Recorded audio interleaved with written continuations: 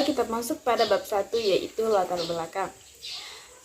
Di sini saya akan membahas sedikit mengenai anak usia dini. Usia dini merupakan masa peka di mana pada usia tersebut sangat efektif untuk mengerjakan maupun menanamkan hal-hal yang baik pada anak. Usia dini merupakan usia 0-6 tahun, sedangkan taman kanak-kanak adalah anak usia 4-6 tahun. Sehingga anak taman kanak-kanak termasuk dalam sebutan Golden Age atau masa keemasan. Karena pada masa usia ini perkembangan otak anak sangat pesat. Pemberian stimulasi pada anak sejak dini sangat penting karena stimulasi mempunyai peran penting untuk meningkatkan pertumbuhan dan perkembangan anak, terutama pada kognitif, efektif, dan psikomotor.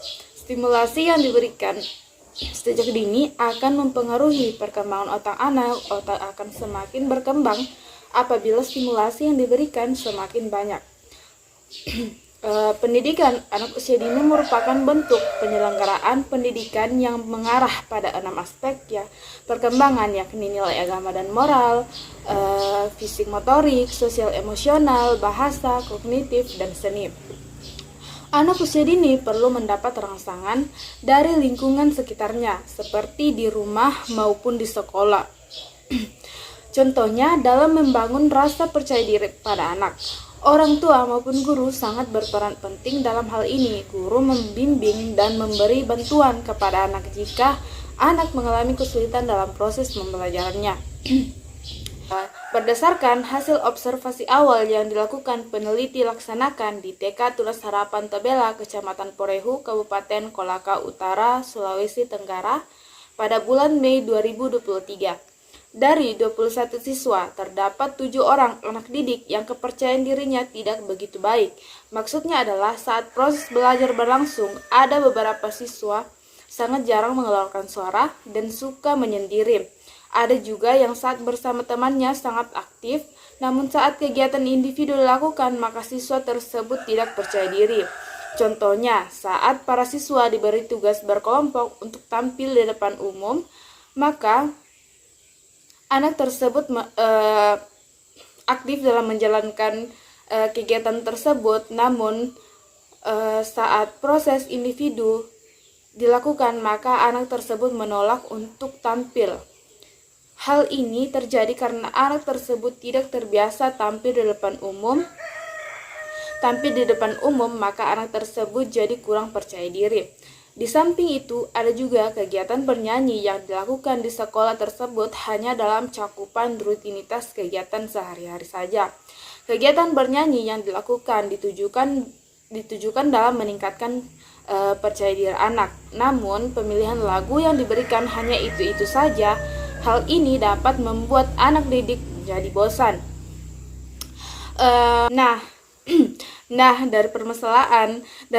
Dari masalah yang terdapat di atas, maka peneliti ingin membangun kepercayaan diri anak dengan menggunakan kegiatan metode bernyanyi.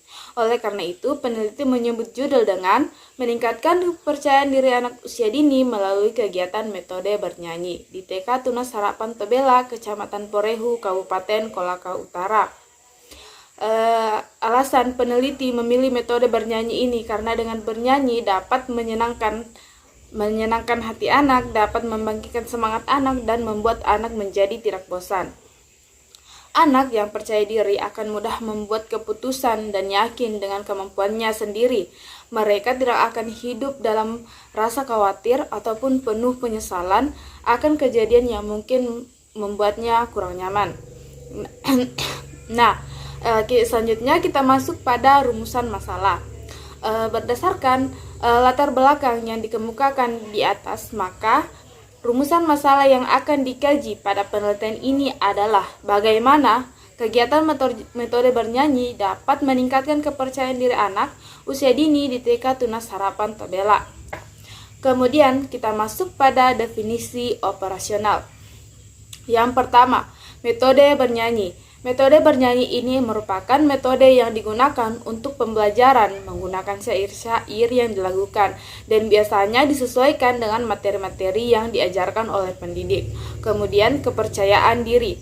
Kepercayaan diri ini adalah sikap atas kemampuan diri sendiri, sehingga dalam melakukan tindakan tidak terlalu sering merasa cemas, merasa bebas untuk melakukan hal-hal yang sesuai dengan keinginannya serta dapat bertanggung jawab atas keputusan dan tindakan yang dilakukannya.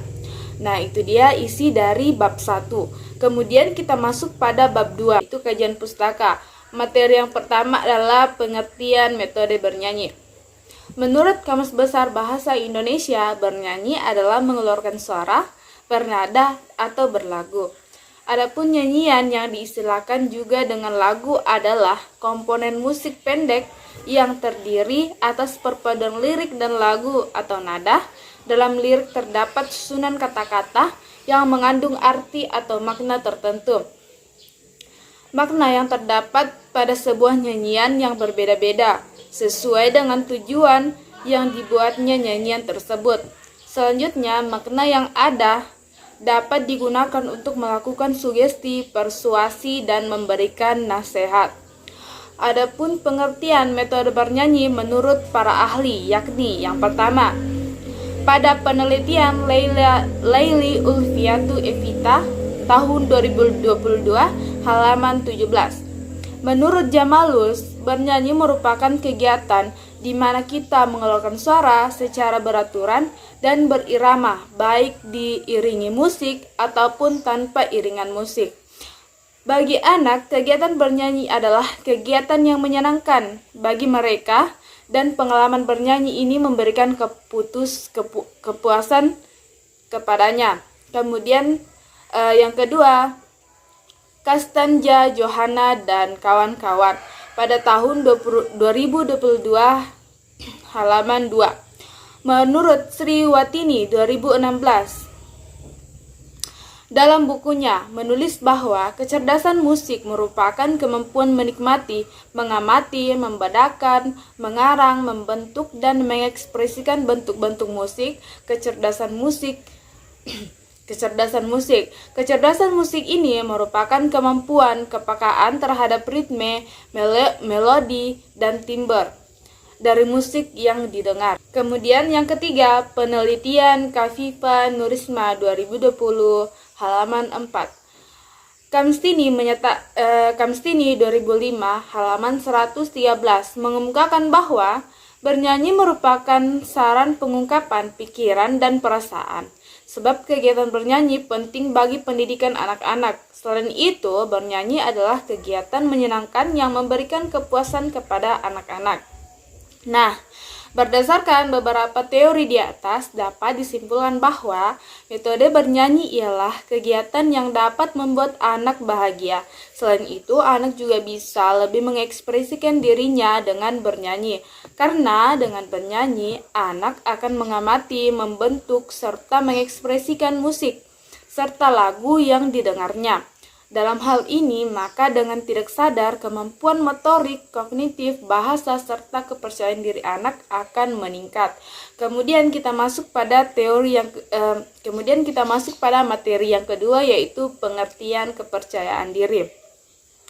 Hendra Surya mengatakan bahwa kepercayaan diri adalah suatu keyakinan bahwasanya akan berhasil dan mempunyai kemauan yang keras dalam berusaha serta menyadari dan mencari nilai lebih atas potensi yang dimilikinya, tanpa terus mendengarkan suara-suara sumbang yang dapat melemahkan dirinya sehingga nantinya dapat membuat perencanaan dengan matang. Pendapat lain mengatakan bahwa self-confidence merupakan suatu sikap atau perasaan yakin atas kemampuan dirinya sendiri sehingga orang yang akan bersangkutan dalam tindakannya tidak akan merasa cemas serta dapat merasa bebas untuk melakukan hal-hal yang disukainya.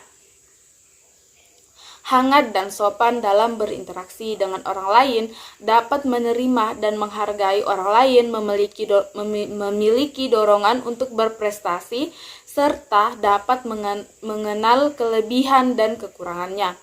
Nah, berdasarkan beberapa pendapat di atas, kepercayaan diri merupakan suatu keyakinan dalam diri manusia, yakni yang bersangkutan dengan tindakan diri serta kepercayaan kepercayaan. Dengan memiliki kepercayaan diri, seseorang akan merasa dirinya berharga dan mempunyai segala sesuatu, mempunyai kemampuan dalam menjalani hidup tanpa mencemaskan sesuatu, serta mempunyai keberanian dari kemampuan untuk meningkatkan prestasinya sendiri. Nah, selanjutnya kita masuk pada materi yang ketiga, yaitu kaitan antara metode bernyanyi dan kepercayaan diri anak. Nah, berdasarkan hal-hal yang tertulis di atas, bernyanyi merupakan suatu kegiatan yang dilakukan agar kita bisa merasa bahagia. Dengan bernyanyi, kita tidak akan teringat dengan kejadian yang mungkin membuat kita kurang nyaman. Hal ini terjadi karena saat kita bernyanyi, maka kita akan mengungkapkan lirik atau syair-syair pada lagu yang mungkin sesuai dengan yang kita alami. Nah, melalui bernyanyi juga anak dapat mengekspresikan perasaannya sehingga mampu mengatasi kecemasannya. Nah, jika pada anak yang kurang percaya diri, bernyanyi bisa menjadi suatu usaha untuk meningkatkan kepercayaan diri. Nah, itu dia materi yang kita bahas pada bab 2. Selanjutnya kita masuk pada bab 3, yaitu metode penelitian. Yang pertama, kita akan membahas mengenai jenis penelitian. Penelitian ini termasuk jenis penelitian PTK atau penelitian tindakan kelas. Yang penelitiannya merupakan kegiatan yang dilakukan untuk memperbaiki pembelajaran di kelas.